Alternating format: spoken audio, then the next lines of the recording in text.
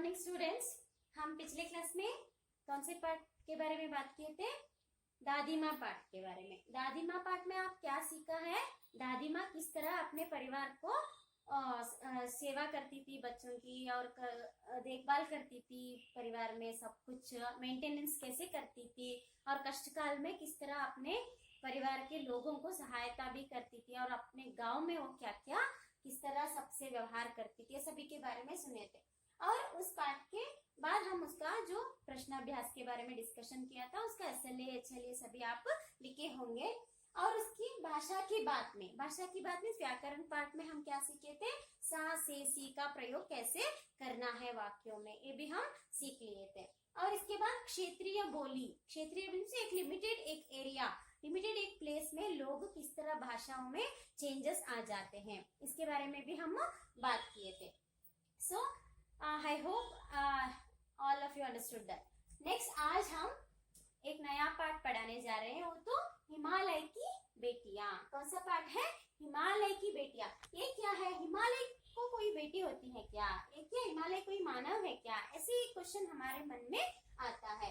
ऐसा कुछ नहीं है, मतलब यहाँ लेखक के जो एक कल्पना है, लेखक अपने मन में एक इमेजिनेशन कर रहा है, वो है हिमालय एक पर्वत, हिमालय के पर्वत में उनकी जो बेटियां हैं। लेकिन वो बेटियां कौन है, कैसे वो बेटियां बन गई हिमालय के, हिमालय कैसे उनका बाप का नाम लिया इस पाठ में, ये सभी के बारे में हमारे जो लेखक है, एक कवि भी है नागार्जुन जी, बहुत ही बड़ा फेमस एक लेखक है ये। और इन्होंने इस तरह एक कहानी आपके सामने प्रस्तुत किया है। वो क्या है आज हम देखेंगे। सब लोग इस जो पेज को ओपन करो, हिमालय की बेटियां लेसन ओपन करके रखना। अभी तक मैंने उन्हें दूर से देखा, बड़ी गंभीर शांत, अपने आप से खोई हुई लगती थी, सम्राट महिला की भांति वे प्रतीत होती थी। उनके प्रति मेरे दिल में आदर और श्रद्धा के भाव थे। माँ और दादी, मौसी और मामी की गोद की तरह उनकी धारा में डुबकियां लगाया करता। परंतु इस बार जब मैं हिमालय के कंधे पर चढ़ा तो वे कुछ और रूप में सामने थी। मैं हैरान था कि यही दुबली पतली गंगा, यही यमुना, यही सतलज समतल मैदानों में उतरकर विशाल कैसे हो जाती हैं।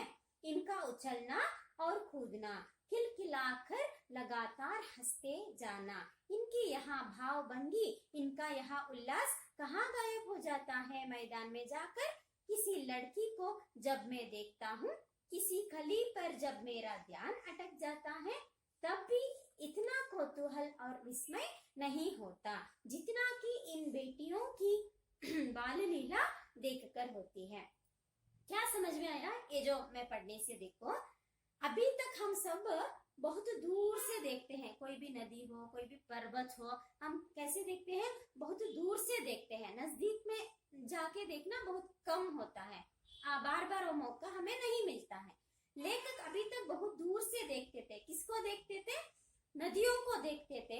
लेकिन दूर से देखने से नदी उनके लिए क्या है, बहुत शांत रूप से हो जाते थे, बहुत शांत रूप से दिखते थे। लेकिन पहली बार उन्होंने हिमालय के कंधे पर, कंधे मीन्स उनके जो शोल्डर मीन्स हिमालय के लिए कोई शोल्डर नहीं होता है, मतलब हिमालय के जो ऊपर एक हाईएस्ट प्लेस में वो खड़ा होकर देखा। वहां ये जो नदियों के बारे में वो शांत है करके समझाता, वो वैसे नहीं थे, बल्कि वे वहां पर ये सम्राट महिला मीन्स एक डिग्निफाइड वुमेन जो होती है उस तरह दिखते थे दूर से। लेकिन पास जाते ही वैसे नहीं थे।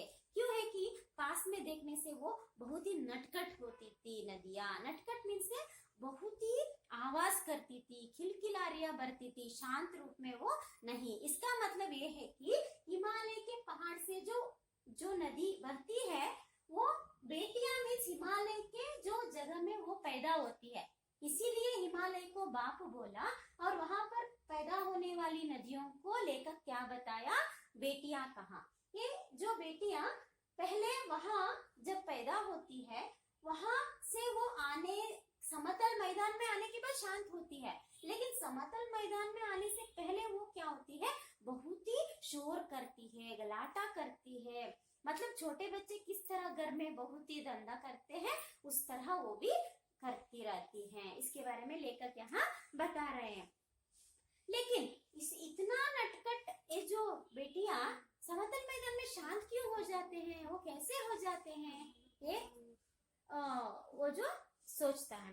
किसी का जब भी वो देखता है कोई फूल वगैरह, कोई पेड़ पौधे, प्रकृति को, इस तरह मेरा मन उसमें क्या होता है, कॉन्सेंट्रेट नहीं होता है। लेकिन ये नदियों को देखते ही मेरा मन वहां अटक जाता है। अटक जाना मीन्स पूरा माइंड ध्यान से उनको देखने को लगता है। बहुत देर तक आंख कुछ चीजों के बारे में दूसरे नहीं सोचता है और देखता है भी। ऐसे वो कह रहे हैं। बहुत विस्मय मुझे होता है ये देखकर। बाल लीला मीन्स बचपन के जो लीलाएं देखकर होते हैं।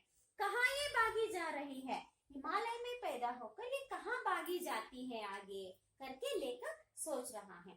वहाँ कौन लक्ष्य है, लक्ष्य मीन्स उनका एम क्या है, वो कहाँ जाने को ये तैयारी कर रही है यहाँ से, जिसने इन्हें बेचैन कर रखा है। अपने महान पिता का विराट प्रेम पाकर भी अगर इनका हृदय अतृप्त ही है तो वहाँ कौन होगा जो इनकी प्यास मिटा सकेगा। देखो लेखक क्या बोल रहे हैं, ये जो हिमालय अपने बेटियों को बहुत प्यार किया है, अपने जो जगह में पैदा होने के लिए दिया है, लेकिन इतना प्यार पाकर भी ये बेटियां वहां रहना नहीं चाहती है।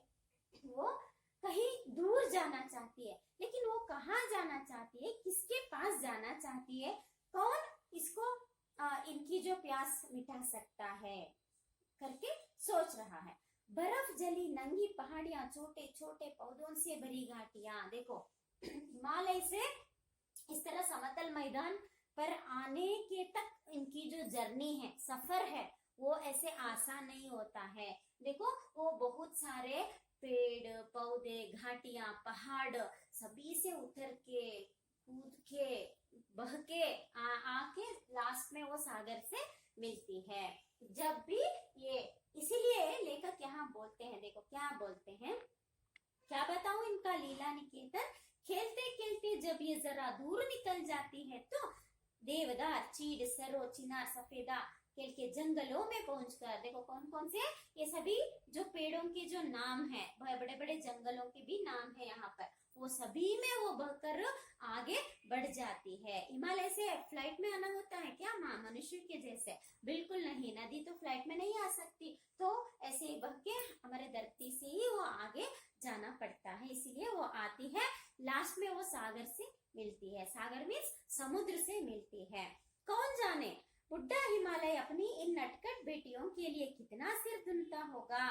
मतलब ये जो बेटियों के लिए हिमालय कितना परेशान लिया होगा, कितना कष्ट सहना होगा, फिर भी बेटियां उनको छोड़ के आ जाती है। बड़ी बड़ी चोटियों से जाकर पूछिए, मतलब आप चोटियां मीन्स ये छोटे छोटे पहाड़, जैसे रॉक, ये सभी होता है ना, उसको पार करके आती है जो बेटियां, नदियां, उनसे जाके पूछने से कुछ भी आंसर हमें नहीं मिलता है। क्यों है कि विराट मौन के सिवाय, विराट मीन्स बहुत ही बड़ा एक साइलेंट, उससे भी ज्यादा हमें कुछ नहीं मिलता है। सिंधु और ब्रह्मपुत्र ये दोनों नदियां भी यहाँ के पैदा होने वाले हैं, लेकिन इसके बारे में कभी कुछ विशेष तरह बात कर रहा है। क्या बोल रहा है देखो, सिंधु और ब्रह्मपुत्र ये दो ऐसे नाम हैं जिनके सुनते ही रावी, सतलज, ब्यास, चनाब, झेलम, काबुल, खुबा, कपिशा, गंगा, यमुना, सरयू, गंडक, कोसी आदि हिमालय की छोटी बड़ी सभी बेटियां आंखों के सामने नाचने लगती है। इसका मतलब ये है कि सिंधु और ब्रह्मपुत्र दो नदी बहुत ही बड़े हैं। वो दो नदियों का नाम सुनते ही लेखक को ये जो बताया ना, अभी जो पढ़ा है, ये सभी नदियों का याद आ जाती है। क्योंकि सिंधु और ब्रह्मपुत्र कुछ नहीं है, वो ये सभी नदियों से मिलके बड़ा बन गया है। समझ में आ गया? मतलब चेनाब, झेलम, गंगा, यमुना सभी से मिलके सिंधु ब्रह्मपुत्र बहुत बड़ी नदी बन गई है। सिंधु ब्रह्मपुत्र स्वयं कुछ नहीं है, दयालु हिमालय के पिघले हुए दिल की एक एक बूंद न जाने कब से इकट्ठा होकर इन दो महानदों के रूप में समुद्र की ओर प्रवाहित होती है। मतलब हिमालय जो पर्वत है ये एक एक बूंद मेल्ट होते होते होते होते इस तरह नदियों का जो बर्थ वहां पर हो जाती है करके, इसी तरह सिंधु और ब्रह्मपुत्र का भी हुआ है। पता नहीं ये जो हिमालय ये महानदियों का समुद्र की ओर प्रवाहित भी किया।